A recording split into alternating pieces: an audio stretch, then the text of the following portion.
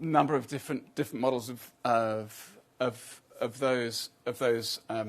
Palladian houses. Again, you get that sense that this building is a larger, scaled-up model. And at the top, that sloppy overpainting, this is the wood timber that's going to be exposed, so it's treated with this dark kind of creosote. To me, can be reread. You know, that one can make associations of this that aren't really intentional. That this is a kind of a ruinous form of suburbia, like a ruin of suburbia with deep windows, dark windows, empty sockets, and then the memory of some kind of fire that took place at the top of it, right? Not intentional, of course, but these are my associations that post-rationalize into it, okay? Association with those models. And then the model construction.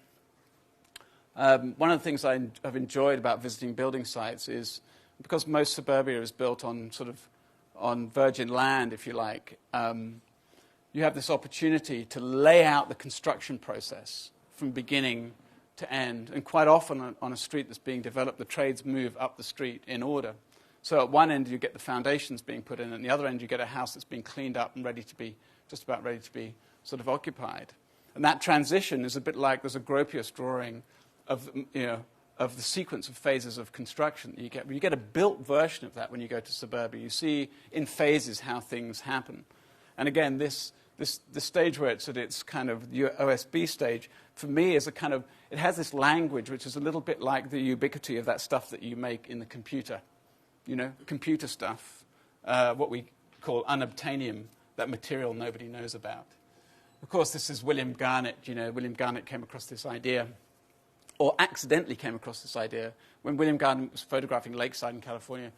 These were just photographs for the engineers. No one knew that they were going to become fine art photography. But there was something in these that expressed that sort of ambiguity, if you like, of that industrial process of something that's so idealized and personal, right? This sort of laid out kind of Taylorist view in a sense of living. And you get that when you look at buildings like this. Again, what underscores suburbia, much to the chagrin of most modernists, is that this is the modernist project. This is the. I'm sorry. One of my nipple clamps has come off. That's back. I restored it. So I beg your pardon. I've never been so wired up in my life. So you get this sense. I mean, the industrialization of architecture, right? The mass production of architecture was the dream of the Bauhaus elementarists. You know, but it's a dream that went wrong. What happened to modernity in America?